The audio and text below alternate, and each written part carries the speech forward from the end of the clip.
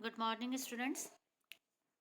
हम पढ़ेंगे विकास का प्रतिष्ठित सिद्धांत। अभी तक हमने एडम स्मिथ की थ्योरी पढ़ ली है। हम आज इसमें एडम स्मिथ की थ्योरी से आगे हम रिकार्डो की थ्योरी का पढ़ेंगे कि रिकार्डो ने किस प्रकार विकास का मॉडल दिया है, उनकी ग्रोथ मॉडल क्या कहता है। ये उन्होंने अपनी इस पुस्तक का नाम आप देख लीजिए। पुस्तक का नाम है the principle of political economy and taxation. इस पुस्तक में उन्होंने अपने विकास का सिद्धांत दिया है और उनके विकास सिद्धांत की जो मुख्य कुंजी है वह है शुद्ध आय या नेट रेवेन्यू। ये नेट रेवेन्यू कैसे प्राप्त होता है, यह वह इसका अभिप्राय वह आधिक्य है जो निर्मित वस्तु के बाजार मूल्य, ठीक है, बाजार मूल्य और जीवन निर्वाह के मजदूरी स्तर लागत का अंतर होता है।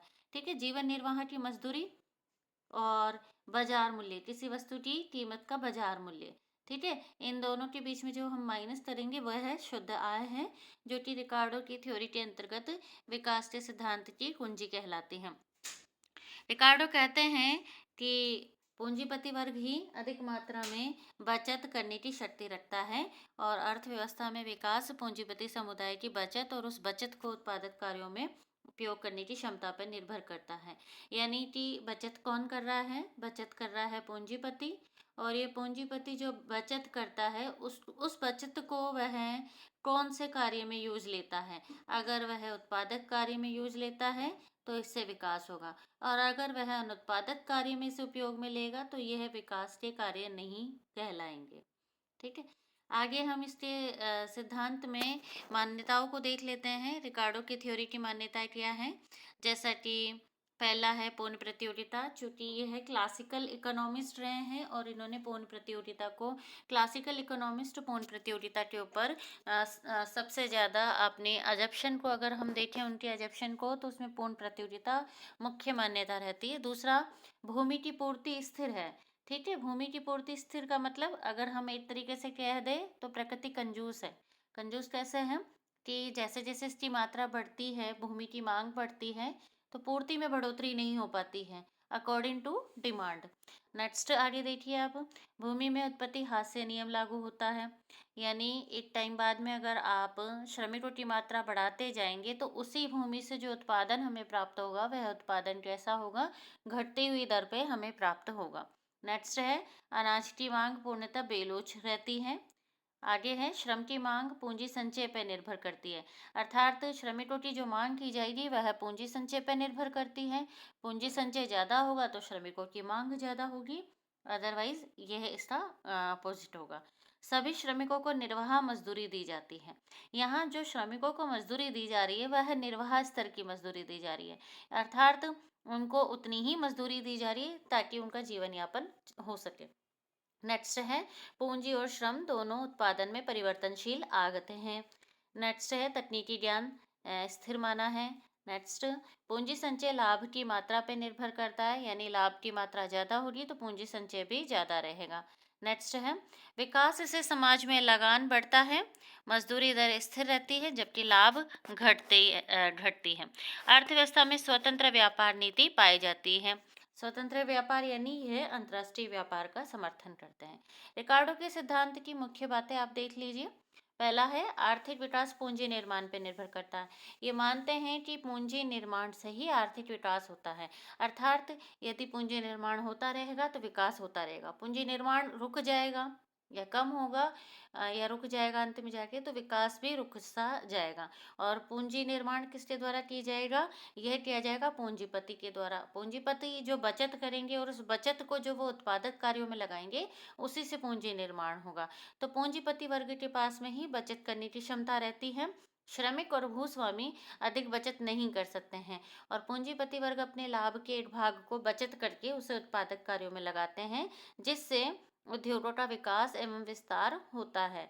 नेक्स्ट है, पूंजी निर्माण लाभ दर पर निर्भर। रिकार्डो के सिद्धांत में जो पूंजी निर्माण है वह लाभ की मात्रा पर निर्भर करता है, क्योंकि पूंजीपति वर्ग अपने बचतों को उन उत्पादक कार्यों एवं उद्योगों में विनियोजित करेंगे जिनमें लाभ की मात्रा अधिक मिलने की संभावना रहती है, और उनका उद्देश्य अपने लाभ को अधिकतम करने का रहता है। नेक्स्ट है, लाभ को अधिकतम करने के उपाय। रिकार्डो ने लाभ अधिकतम करने के लिए पूंजी निर्माण की दर को ऊंचे करने की बात करी है, और पूंजी निर्माण की दर को बढ़ाने के लिए लाभ को बढ़ाना ज़रूरी है। लाभ को अधिकतम करने के लिए वह 3 बातों पर जोर देते हैं। 3 बातें कौन-कौन सी हैं? पहला है वह कहते हैं कि न्यूनतम मज़दूरी दी जानी चाहिए, यानी पूँजीपतियों के द्वारा श्रमिकों को न्यूनतम मज़दूरी दी जानी चाहिए। वह मज़दूरी होनी चाहिए जो उनके निर्वाह स्तर को बनाए रख सके, ठीक है? और ये मज़दूरी जितनी कम होगी, पूंजीपति के पास में लाभ की मात्रा उतनी ही अधिक होगी और इस लाभ से पूंजी निर्माण उतना अधिक होगा, ठीक है? तो ये क्या मानते हैं, यानी मजदूरी और लाभ के बीच में कैसा संबंध ले रहे हैं ये? अपोजिट रिलेशन, यानी अगर आप मजदूरी बढ़ेगी तो लाभ की मात्रा कम हो जाएगी और मजदूरी कम होगी तो लाभ की मात्रा बढ़ जाएगी। तो ये इन दोनों में अपोजिट रिलेशन ले रहे हैं। रिकार्डो के अनुसार श्रमिकों की वास्तविक मजदूरी उनके जीवन निर्वाह व्यय के बराबर होनी चाहिए, क्योंकि वह जनसंख्या में वृद्धि के पक्ष में नहीं थे। यही कारण था कि रिकार्डो ने लाभ की मात्रा बढ़ाने के लिए श्रमिकों को सामाजिक सुरक्षा लाभ का भी विरोध किया। नेक्स्ट है करों से मुक्ति। रिकार्डो मानते हैं कि पूंजीपति वर्ग के पास में बचत अधिक होनी चाहिए और उनकी बचत का या उनके लाभ को टैक्स के द्वारा, सरकार के द्वारा नहीं लिया जाना चाहिए। क्यों नहीं लिया जाना चाहिए? ताकि इससे पूंजी निर्माण और लाभ की मात्रा बढ़ सके।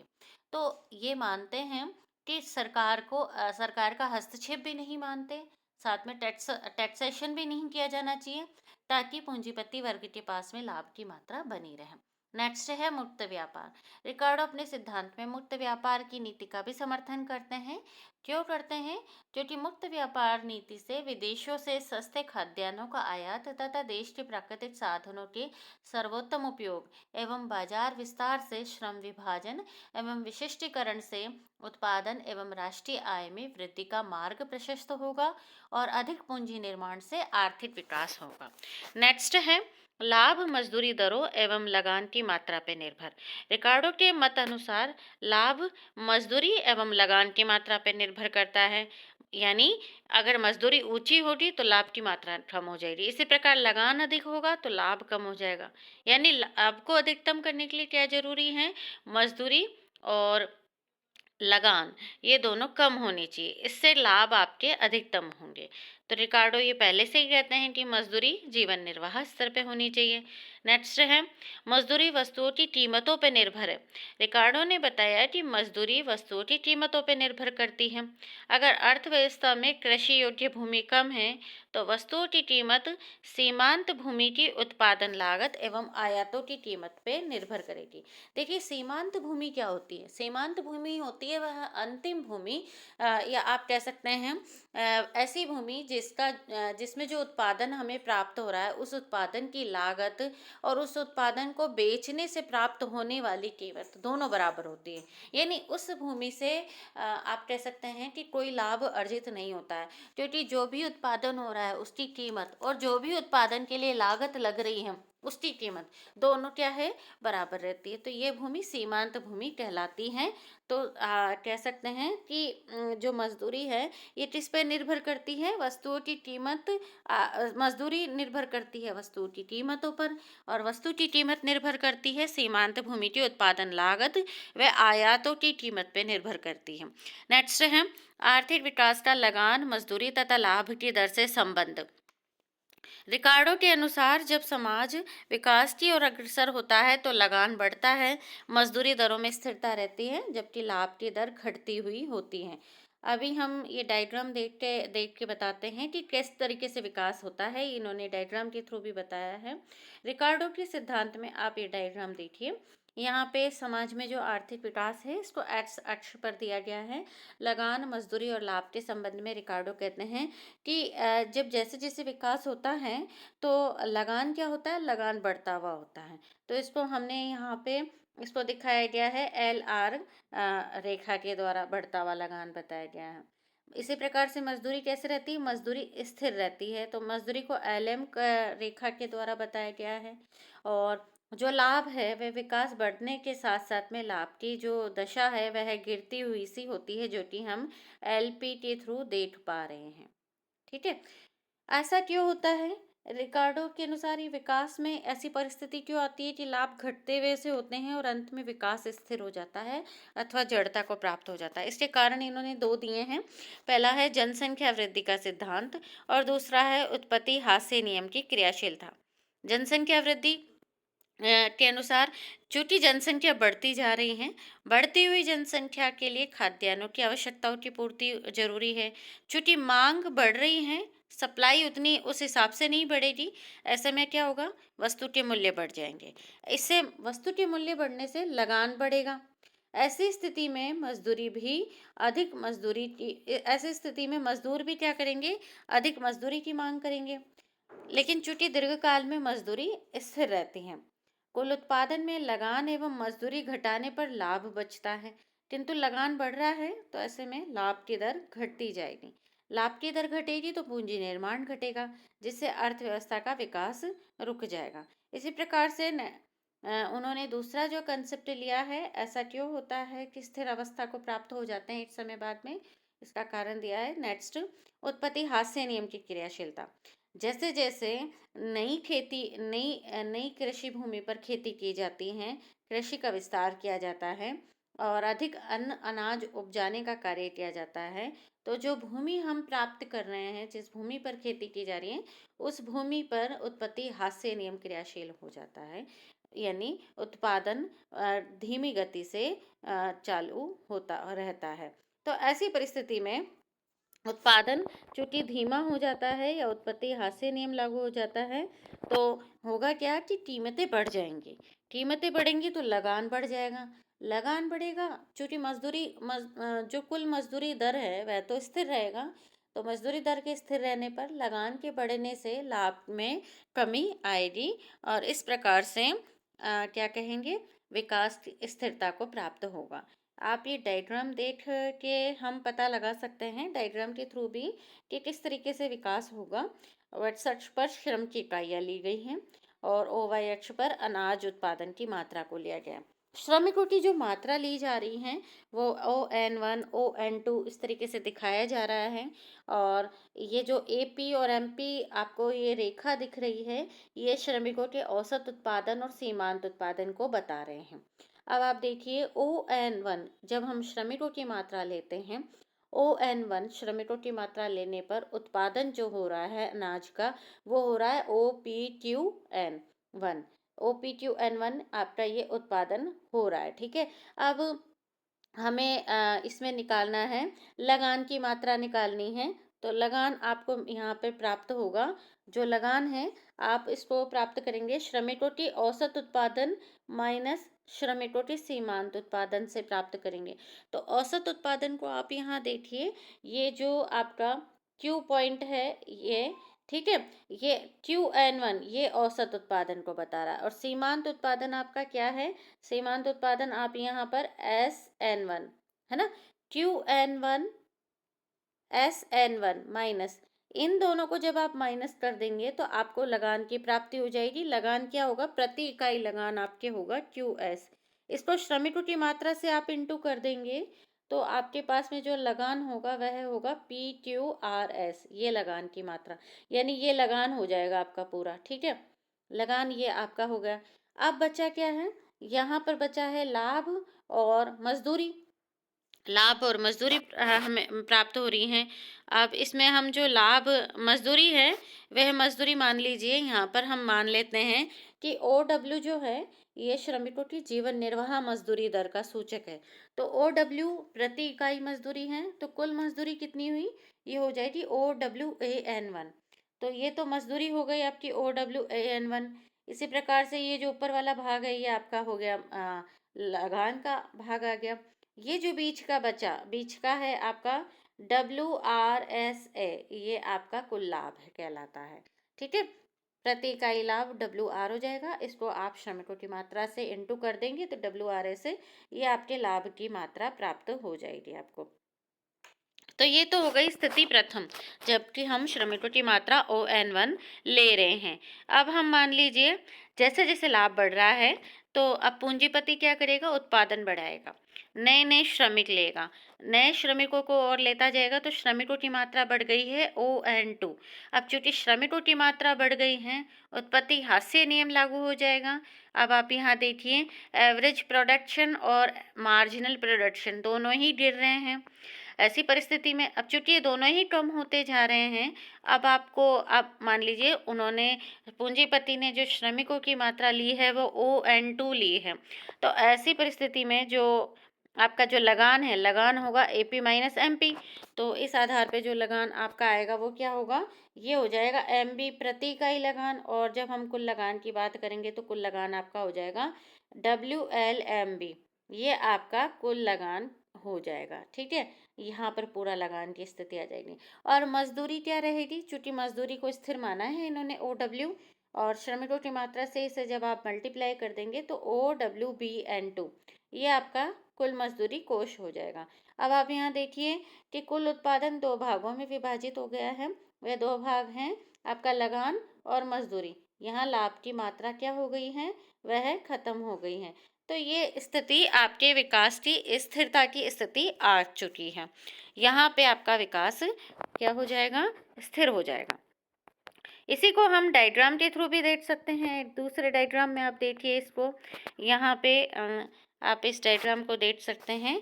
जैसे जैसे अर्थव्यवस्था में आर्थिक विकास होता है तो कुल उत्पादन में वृद्धि होती है, रोजगार बढ़ता है और कुल मजदूरी कोष भी बढ़ जाता है।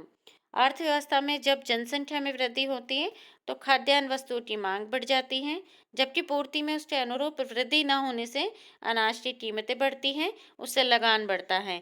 इन दोनों लगान एवं मजदूरी में वृद्धि से लाभ घटता हुआ शून्य हो जाता है। इससे पूंजीपति पूंजी निर्माण में हतोत्साहित हो जाते हैं और अर्थव्यवस्था में आर्थिक विकास में स्थिरता उत्पन्न हो जाती है। आप इस डायग्राम को देखिए।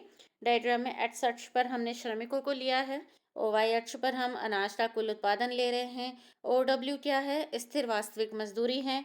आप यहाँ पर आप OR को देखिए, ये OR क्या है आपके, ये OR है आपके टोटल प्रोडक्शन में से लगान को हटा दीजिए।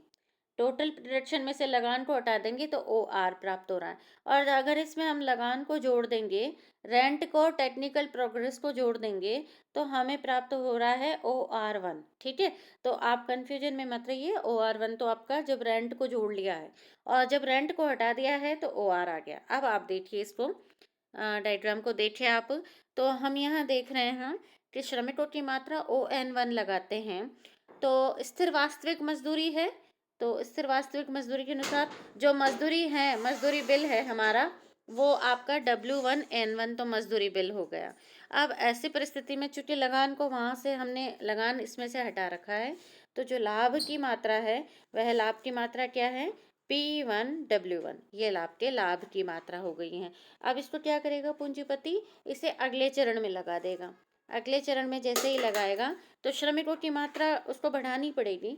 श्रमिकों की मात्रा बढ़ाकर ON2 कर दी गई है। ON2 श्रमिकों की मात्रा बढ़ाने से आप यहाँ देखिए कि मजदूरी जो बिल है ये तो इस अनुसार जो मजदूरी है वह क्या है, बढ़ गई है। W2N2 ये मजदूरी हो गई है। लगान चूंकि आपका हटा ही चुका है, हम यहाँ से लगान को हटा दिया है हमने, तो अब आपके पास में जो लाभ है वह लाभ की मात्रा क्या है, P2W2। अब आप ये देखिए पहले वाले लाभ की मात्रा से कम है। नेक्स्ट टाइम और देखिए, जैसे ही हम मजदूरों की मात्रा बढ़ाते हैं, चूंकि लाभ मिल रहा है तो श्रमिक क्या करेंगे, मजदूरों को बढ़ाएंगे। मजदूरों को जैसे ही बढ़ा देते हैं, अब आप यहाँ देखिए कि जो मजदूरी, अब आप इसको ये मत लीजिए कि मजदूरी बढ़ रही है, यहाँ चूंकि श्रमिकों की मात्रा बढ़ रही है, मजदूरी तो आपकी वही है, स्थिर ही है मजदूरी। चूंकि श्रमिकों की मात्रा बढ़ रही है तो कुल मजदूरी बिल तो बढ़ेगा।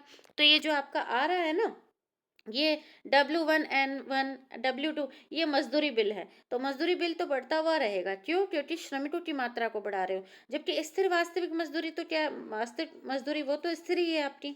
ठीक है, तो मजदूरी दर तो आपकी स्थिर है, मजदूरी बिल बढ़ रहा है आपका, कुल मजदूरी बिल या कुल मजदूरी कोष बढ़ रहा है। और लाभ की मात्रा आप यहाँ देखिए P1W1 फिर P2W2 फिर P3W3, ये लाभ की मात्रा क्या है, कम होती जा रही है, लगान इसमें से हटा दिया है। अंत में एक ऐसे समय भी आएगा, आप ये देखिए R पॉइंट, इस R पॉइंट पे श्रमिकों की मात्रा ON4 है, और जो आप यहाँ देख सकते हैं जो मजदूरी बिल है वह W4R4N4 रह जाएगा, है ना। और यहाँ पर यानी कुल उत्पादन माइनस लगान हटा देते हैं, है ना, कुल उत्पादन माइनस लगान, तो आर वाली पोजीशन पे आपका जो कुल उत्पादन माइनस लगान है ये किसके बराबर हो जाता है, मजदूरी बिल के बराबर हो गया है। यहाँ पर लाभ की मात्रा आपकी क्या हो गई है, शून्य हो गई है। ठीक है, तो ये इस तरीके से आपके इसमें बताया गया है कि किस प्रकार से लाभ की मात्रा कम हो जाती है।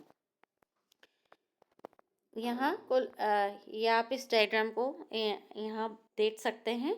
और अंत में ऐसी परिस्थिति आएगी जब लाभ की मात्रा शून्य हो जाएगी और पूंजीपति पूंजी निर्माण को हतोत्साहित हो जाएंगे, और वह स्थिति आर्थिक विकास की स्थिरता की स्थिति होगी। इसको हम स्टेशनरी पॉइंट भी कहेंगे। रिकार्डो के सिद्धांत की अगर हम कुछ विशेषताओं की बात करें तो इसके सिद्धांत के मुख्य गुण कौन कौन से हैं, इन्होंने लिया है, आर्थिक विकास के लिए लाभ अनिवार्य है। रिकार्डो कहते हैं कि विकास के लिए लाभ होना जरूरी है, लाभ ही नहीं मिलेगा तो पूंजीपति पूंजी निवेश क्यों करेंगे, और जब लाभ की दर शून्य हो जाती है तो पूंजीपतियों के द्वारा लाभ पूंजी निर्माण का कार्य नहीं किया जाएगा, जिससे विकास नहीं होगा। लुइस ने भी इसी बात का समर्थन किया है। नेक्स्ट है, विकास में बचतों का इन्होंने महत्व दिया है, और बचत के लिए ये कहते हैं कि मितव्ययिता और अपव्यय में कमी से पूंजी संचय होता है। अंतर्राष्ट्रीय व्यापार में वृद्धि के लिए कहते हैं रिकार्डो के, अगर आप आर्थिक विकास का तुलनात्मक लागत सिद्धांत देखेंगे तो उसमें उन्होंने अंतर्राष्ट्रीय व्यापार में वृद्धि पर जोर दिया है। ठीक है, इसी प्रकार से कृषि विकास पर जोर, रिकार्डो कहते हैं कि औद्योगिक विकास कृषि विकास पर निर्भर करता है, अतः वह कृषि विकास पर जोर देते हैं, और आज के विकासशील देशों में ये बात सार्थक होती है। नेक्स्ट है, उत्पादन के समान वितरण का समर्थन। रिकार्डो ने अपने सिद्धांत में अर्थव्यवस्था में के कुल उत्पादन में इन्होंने कुल उत्पादन के समान वितरण पर जोर दिया है। नेक्स्ट है प्रावैधिकी सिद्धांत। रिकार्डो का विकास सिद्धांत प्रावैधिकी है, क्यों, क्योंकि इसमें विकास की प्रक्रियाओं का समग्र एवं प्रावैधिकी रूप से अध्ययन किया गया है।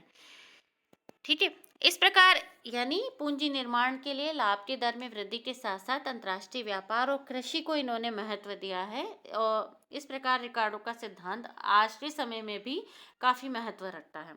अगर इसके सिद्धांत की आलोचनाओं की बात करें तो सिद्धांत की आलोचनाओं में अवास्तविक मान्यताएं, क्योंकि प्रतिष्ठित सिद्धांत पूर्ण रूप से पूर्ण प्रतियोगिता, निर्बाध व्यापार नीति, श्रम एवं पूंजी में स्थिर गुणांक आदि कई अवास्तविक मान्यताओं पर आधारित होने के कारण अव्यावहारिक है। सरकार की भूमिका की इन्होंने उपेक्षा की है। तकनीकी प्रगति के मूल्यांकन का अभाव क्या है, मूल्यांकन का अभाव कैसे, इन्होंने माना ही नहीं कि टेक्नोलॉजिकली प्रोग्रेस होती है, और अगर मान लीजिए टेक्नोलॉजी प्रोग्रेस होती है तो उत्पत्ति हास्य नियम लागू नहीं होता है। प्रौद्योगिकी के महत्व की भी इन्होंने उपेक्षा की है। राजनीतिक एवं संस्थागत घटकों की उपेक्षा की है ये, जबकि ये घटक भी विकास में महत्वपूर्ण भूमिका निभाते हैं। पूंजीपति एवं साहसी अलग अलग होते हैं। एडम स्मिथ की तरह ही इन्होंने भी पूंजीपति और साहसी दोनों को एक ही मान लिया है। जबकि पूंजीपति तो क्या करता है, पूंजी संचय का काम करता है, जबकि साहसी क्या करता है, जोखिम उठाने का काम करता है। पूंजीपति को अपनी पूंजी के लिए ब्याज मिलता है, जबकि साहसी को जोखिम उठाने के लिए क्या मिलता है, लाभ मिलता है। नेक्स्ट है आर्थिक ये मॉडल जो है आपका प्रावैधिकी मॉडल नहीं है, इन्होंने स्थिरता मानी है। रिकार्डो ने अपने मॉडल में स्थिरता मानी, किन चीज़ों को, जैसा कि आप इन्होंने टेक्नोलॉजी को स्थिर माना है इन्होंने, तो ऐसा नहीं है। आज के टाइम में जब डायनेमिक इकोनॉमी चल रही है तो हर एक चीज़ बदलती जा रही है। नेक्स्ट है आर्थिक विकास से लाभ बढ़ते हैं। रिकार्डो का मॉडल क्या करता है कि विकास की चरम अवस्था में लाभ क्या हो जाते हैं, शून्य हो जाते हैं, जबकि ऐसा नहीं होता है। विकास के कारण लाभ बढ़ते हैं, घटते नहीं हैं। स्थिर अवस्था की कल्पना निराधार। रिकार्डो ने अपने सिद्धांत में जनसंख्या वृद्धि तथा उत्पत्ति हास्य नियम की क्रियाशीलता के कारण अर्थव्यवस्था में अंततः विकास में स्थिरता की अवस्था की कल्पना की, जो कि आज के समय में निराधार हो चुकी है। यह तथ्य पुष्ट नहीं होते हैं। अंतर्राष्ट्रीय व्यापार का तुलनात्मक लागत सिद्धांत अव्यावहारिक है। इन्होंने अपने लागत सिद्धांत के आधार पर अंतर्राष्ट्रीय व्यापार पर जोर दिया, किंतु कालांतर में ये सिद्धांत अव्यवहारिक सिद्ध हो चुका है। दीर्घकालीन सिद्धांत, ये सिद्धांत भी दीर्घकालीन है, जबकि आधुनिक युग में इसका इसीलिए महत्व नहीं है। मजदूरी को स्थिर एवं जीवन निर्वाह स्तर के बराबर मानना गलत। हम इसमें इस सिद्धांत में माना गया है कि निर्वाह स्तर तक मजदूरी होनी चाहिए, लेकिन आपने भी देखा है कि श्रमिक संघों की हड़ताल के कारण मजदूरी कभी भी निर्वाह स्तर के बराबर नहीं होती है, उससे ऊपर ही रहती है।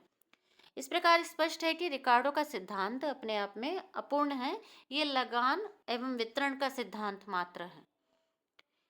लेकिन अगर देखा जाए तो कई आलोचनाओं के बावजूद ये कहा जा सकता है कि रिकार्डो ने अपने सिद्धांत में विकास के लिए पूंजी निर्माण, बचतों में वृद्धि, लाभ की दर को ऊंचा रखने पर जोर दिया है।